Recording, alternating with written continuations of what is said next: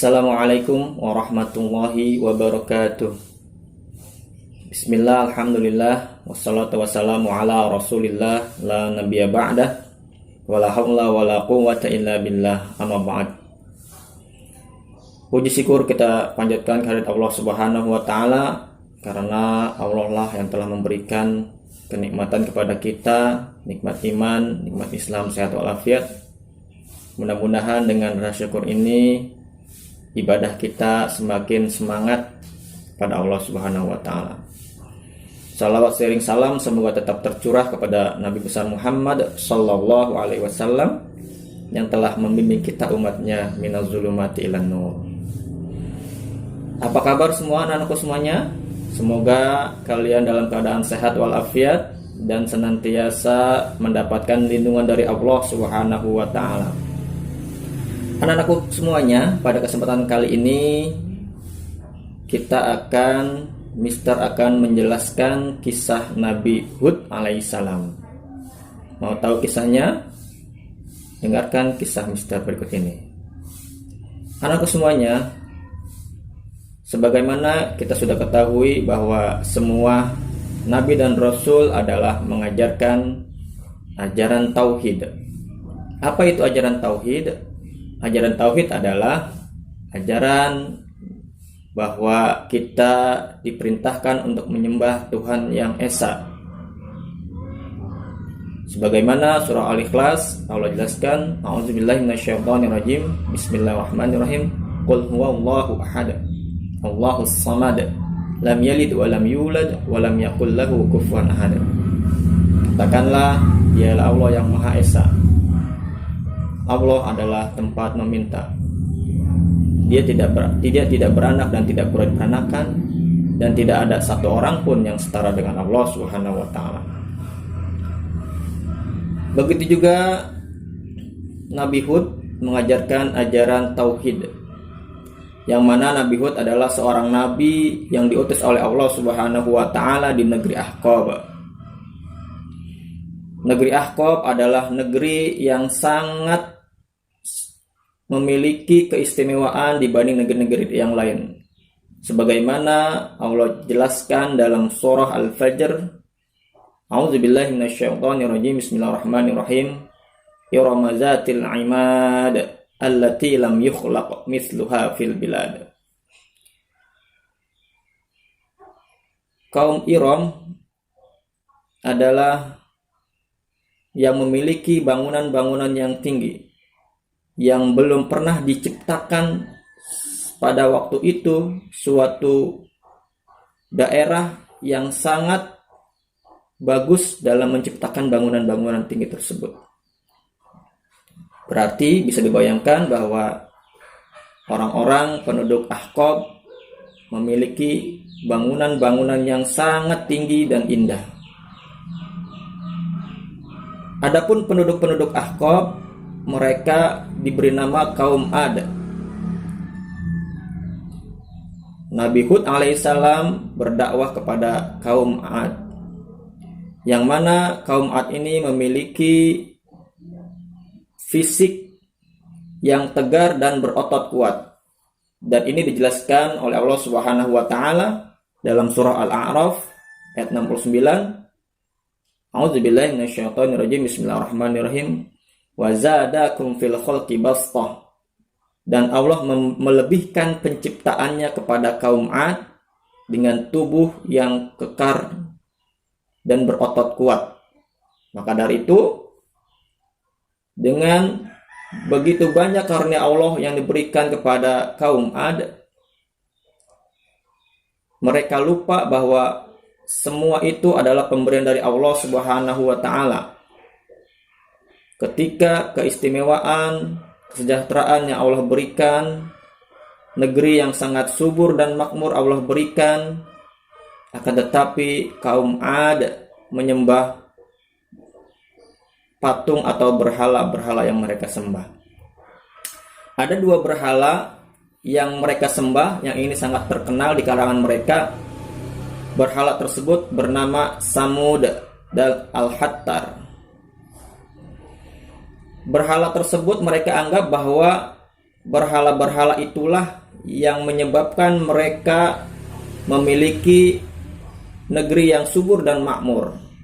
Padahal kita tahu bahwa semua itu adalah pemberian dari Allah Subhanahu wa taala yang harusnya kita syukuri.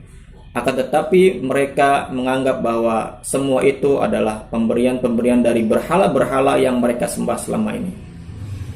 Maka dari itu, anak-anak semuanya, Allah Subhanahu wa taala mengirimkan Nabi Hud alaihissalam untuk berdakwah kepada mereka. Nabi Hud mulai berdakwah kepada mereka secara pelan-pelan, berdiskusi, berbicara langsung dengan mereka. Tetapi apa yang terjadi? Mereka menolak dakwah Nabi Hud alaihissalam. Mereka bahkan menantang mereka.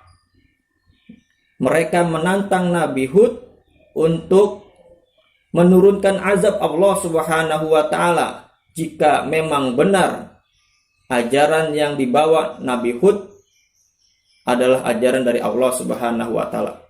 Mereka menentang. Maka dari itu Nabi Hud berdoa kepada Allah Subhanahu wa taala.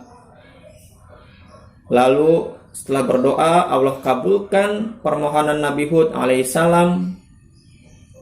Allah mengirimkan azabnya dengan kemarau panjang. Ini terjadi selama 3 tahun. Tidak terjadi hujan.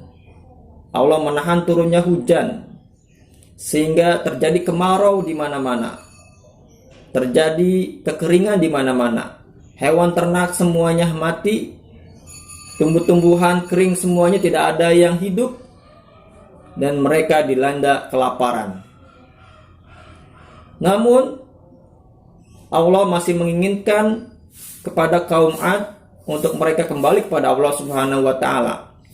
Lalu Nabi Hud alaihissalam mencoba berdakwah kembali. Wahai penduduk Ad, wahai kaum Ad, kalian telah berdosa pada Allah Subhanahu wa taala. Kalian tidak menyembah Allah Subhanahu wa taala. Mari kita semua menyembah Allah Subhanahu wa taala agar kejadian ini, kemarau panjang ini segera berakhir. Namun jawab mereka adalah, wahai Hud, kami tidak akan menyembah Tuhanmu. Kami adalah orang-orang yang berkeyakinan bahwa kemarau panjang ini akan berlalu. Tuhan-Tuhan kami akan menurunkan hujan. Dan Nabi Hud alaihissalam hanya berdoa kepada Allah Subhanahu wa taala. Karena ikhtiar sudah dilakukan, dakwah sudah dijalani, dan Nabi Hud berdoa kepada Allah Subhanahu wa taala. Akhirnya apa yang terjadi, anak-anakku semuanya? Akhirnya azab kedua turun, berupa Allah mengirimkan gumpalan awan hitam. Anak semuanya, dengan datangnya awan hitam itu, mereka kaum Ad merasa senang bahwa mereka menganggap gumpalan awan hitam itu akan terjadi turun hujan, sehingga mereka bersorak-sorai, bergembira karena merasa bahwa Tuhan mereka itu telah mengabulkan doa-doa mereka. Tuhan mereka telah mengabulkan permohonan mereka, permintaan mereka. Akhirnya apa yang terjadi setelah gumpalan awan hitam itu berlalu? Maka pada saat itulah Allah menurunkan bukan hujan yang turun, tapi angin topan yang sangat kencang, menerbangkan ke langit-langit Allah Subhanahu wa taala dan dijatuhkan kembali ke bumi. Rumah mereka semuanya hancur. Bangunan-bangunan yang tinggi semuanya hancur. Lalu kemana Nabi Hud dan para pengikut yang beriman pada Allah Subhanahu wa taala?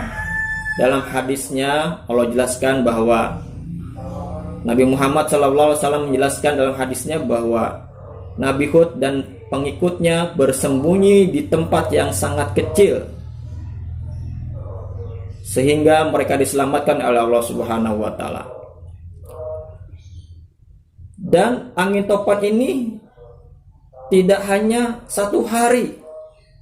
Angin topan ini terjadi selama 8 hari 7 malam. Bayangkan, selama 8 hari 7 malam ini angin topan terus berhembus, tidak henti-hentinya, menghantam orang-orang yang tidak beriman kepada Allah Subhanahu wa taala, menghancurkan rumah-rumah mereka. Lalu setelah 8 hari 7 malam itu angin topan berhenti, selamatlah Nabi Hud dan para orang-orang yang beriman yang mengikuti ajaran Allah Subhanahu wa taala.